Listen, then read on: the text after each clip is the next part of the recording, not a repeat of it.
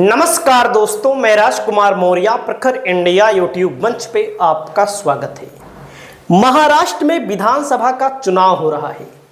इस विधानसभा चुनाव के नामांकन की प्रक्रिया समाप्त हो चुकी है। अब 20 नवंबर को वोटिंग होगी, 23 नवंबर को नतीजे आएंगे। महाराष्ट्र विधानसभा चुनाव को कौन जीतेगा, एक बहुत बड़ा सर्वे आ चुका है। इस सर्वे के मुताबिक किस पार्टी को कितनी सीटें मिल सकती हैं, आपको इस वीडियो में बताने जा रहे हैं। आपकी जो भी राय हो, आप अपनी राय को कमेंट करके जरूर बताइएगा, क्योंकि असली जो नतीजा है वो तो भाई 23 नवंबर को ही आना है।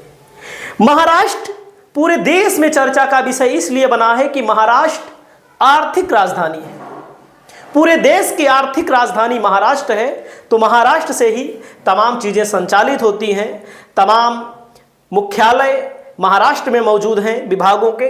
तो आप देख सकते हैं दोस्तों, महाराष्ट्र विधानसभा में कुल मिलाकर के 288 सीटें हैं।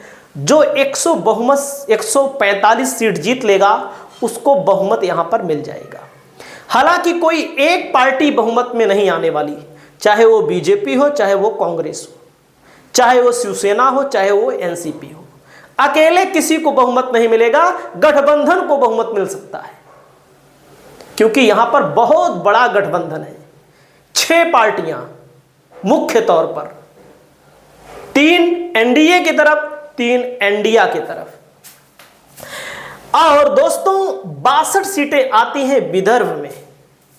विदर्भ, और इस विदर्भ में सबसे पहले हम बात करते हैं बुल्ढाणा, अकोला, अमरावती, वाशिम, यवतमाल, वर्धा, नागपुर, चंद्रपुर, गढ़चिरौली, भंडारा, गोंदिया।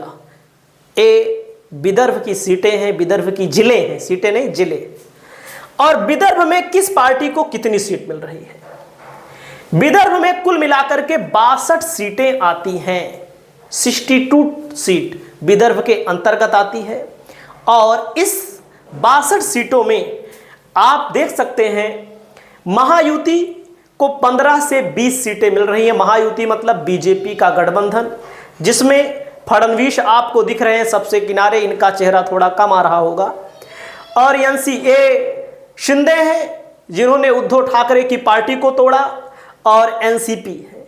15 से 20 सीटें सब मिल करके जीतेंगे 62 में से। विदर्भ में महायुति, यह है महायुति, यहां पर गलती हो गई है, महाविकास अघाड़ी, ये गलती हो गई है, लिखने में गलती हो गई है, बाकी नहीं गलती है। विदर्भ में 40 से 45 सीटें महाविकास अघाड़ी जीतती हुई नजर आ रही है। और विदर्भ जो है महाविकास अघाड़ी के लिए हमेशा से अच्छा रहा है। अभी लोकसभा का चुनाव हुआ है, तब भी यहां पर बहुत अच्छा परफॉर्मेंस रहा है विदर्भ में। अगला नंबर आता है दोस्तों अन्य।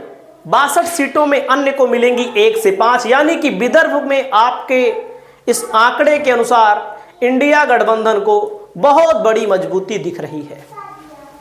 वहीं पर खानदेश महाविकास अघाड़ी, खानदेश में कुल मिलाकर के 47 सीटें हैं। खानदेश में कुल मिलाकर के 47 सीटें हैं।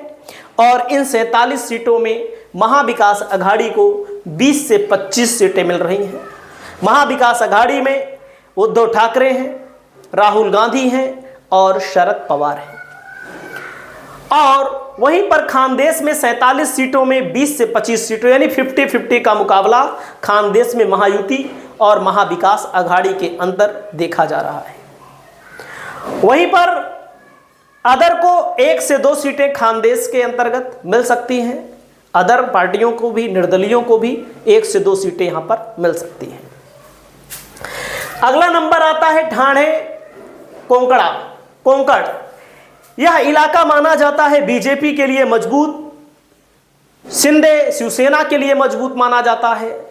और जो सीटें शिवसेना शिंदे जीती है, इसी इलाके में ज्यादा जीती है।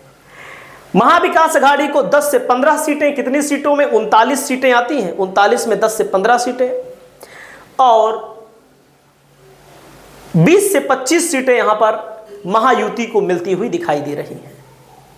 आपकी जो भी राय हो, आप अपनी राय को बताइएगा। अन्य को भी 1 से 5, ठाणे कोंकण में 39 में से 1 से 5 सीटें अन्य को भी यहां पर मिलती हुई दिखाई दे रही है। अगला नंबर आता है मुंबई। जो लोग मुंबई जाते होंगे, मुंबई में कुल मिलाकर के 36 सीटें आती हैं और इन 36 सीटों में 20 से 25 सीटें महाविकास आघाड़ी को मिलती हुई दिख रही हैं। 20 से 25 सीटें महाविकास आघाड़ी के पास आती हुई दिख रही हैं और मुंबई में 36 सीटों में 10 से 15 सीटें महायुति, यानी कि महायुति में शरद पवार के भतीजे हैं, अजीत पवार, शिंदे हैं और फडणवीस हैं। इनको कुल मिलाकर के 10 से 15 सीटें मिल रही हैं। मुंबई में कुल मिलाकर के दोस्तों 36 सीटों में अदर को हो सकता है कुछ ना मिले, हो सकता है 1 सीट मिल जाए और मुंबई में ही शिवसेना का बहुत बड़ा जनाधार माना जाता है, जो शिवसेना उद्धव ठाकरे की है। पश्चिम महाराष्ट्र में 58 सीटें आती हैं, महाविकास आघाड़ी को 30 से 35 सीटें मिल रही हैं। पश्चिम महाराष्ट्र में लोकसभा का अभी चुनाव हुआ था। लोकसभा चुनाव में महाविकास आघाड़ी को अच्छी खासी बढ़त थी। मुंबई की 36 सीटों में 10 से 15 सीटों पर निपट रहे हैं। 10 से 15 सीटें महायुति को मिल रही हैं और मुंबई की 36 सीटों में अदर को 0 से 1 सीटें यहां पर मिलती हुई दिखाई दे रही हैं। अगला नंबर आता है पश्चिम महाराष्ट्र की 58 सीटों के बारे में। आप देखिएगा 58 सीटों में महाविकास आघाड़ी को 30 से 35 सीटें मिल रही हैं और महाविकास आघाड़ी यहां पर मजबूत है, बहुत भारी मजबूत है। पश्चिम महाराष्ट्र में 58 सीटों में महायुति को 20 से 25 मिल रही हैं, यानी कि 30 से 35 सीटें महाविकास आघाड़ी को, महायुति को 20 से 25 सीटें मिल रही हैं इस सर्वे के मुताबिक। और पश्चिम महाराष्ट्र में 58 सीटों में अदर को भी 1 से 5 सीटें मिलती हुई दिखाई दे रही हैं। अगला नंबर आता है मराठवाड़ा में 46 सीटें हैं। मराठवाड़ा में 46 सीटें हैं। महाविकास आघाड़ी को 25 से 30 सीटें यहां मिलती हुई दिखाई दे रही हैं, जैसा कि आप देख रहे हैं। और वहीं पर मराठवाड़ा में 15 से 20 सीटें यहां पर महायुति को मिलती हुई दिखाई दे रही हैं। महायुति और महाविकास आघाड़ी में अंतर है। यहां पर मराठवाड़ा में 46 सीटों में 0 से 2 अन्य को भी यहां पर मिल सकती है और वहीं पर महाविकास आघाड़ी को अगर हम देखें तो पूरे महाराष्ट्र में 150 से 175 सीटें मिलती हुई दिखाई दे रही हैं। बहुत सारे लोग कहते हैं तुम महाविकास आघाड़ी को दिखाते हो। भैया ये मेरा सर्वे तो है ही नहीं, मैं सर्वे करने नहीं गया हूं। ये उन कंपनियों का सर्वे है, वे लोग जो सर्वे में एक्सपर्ट हैं उनका है। और मैं बता दूं, जिन लोगों को इस आंकड़े पर आपत्ति हो उन लोगों से मैं कहना चाहूंगा कि अभी लोकसभा का चुनाव हुआ था, सबसे बुरी स्थिति महाराष्ट्र और उत्तर प्रदेश में भारतीय जनता पार्टी की हुई थी। जो 48 में 42, 44, 46 सीटों को जीता करते थे बीजेपी वाले, उसी महाराष्ट्र में बीजेपी की स्थिति दयनीय हो गई। 28 सीटों पर लड़के केवल 9 सीटों को जीत पाई थी। सबसे ज़्यादा सीट लड़े, सबसे कम सीट जीते। अब आप सोचिएगा, सबसे कम माना जाएगा इनके लिए। तो महाविकास आघाड़ी को 150 से 175 सीटों पर फायदा होता हुआ दिख रहा है। महायुति को 105 से 135 सीटों पर फायदा होता हुआ दिख रहा है। महायुति लोकसभा के चुनाव में भी कमजोर थी, विधानसभा के चुनाव में भी कमजोर हो रही है। और वहीं पर अगर आप देख लीजिए, जो लोग कहते हैं कि गलत दिखाते हो, तुम्हारा सर्वे, हमारा कुछ नहीं इसमें। जो बड़ी बड़ी कंपनियों के द्वारा सर्वे निकाला जाता है उन्हीं को हम यहाँ पर प्रदर्शित कर रहे हैं और कुछ नहीं कर रहे हैं। बीजेपी को 28 लड़े 9 जीते, क्या ये सच्चाई नहीं है? 32% स्ट्राइक रेट रहा। शिवसेना सिद्धे 15 लड़े 7 जीते, 47% स्ट्राइक रेट रहा। एनसीपी अजित पवार 4 लड़े 1 जीते, 25% स्ट्राइक रेट रहा। ये भी तो एक आंकड़ा है। और कांग्रेस में ने 17 लड़ा 13 जीता। शिवसेना उद्धव ने 21 लड़ा 9 जीता और एनसीपी शरद पवार ने 10 लड़ा और 8 जीता।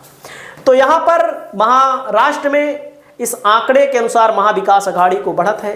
बाकी आपकी जो भी राय हो आप स्वतंत्र तरीके से कमेंट करके बता सकते हैं। नमस्कार।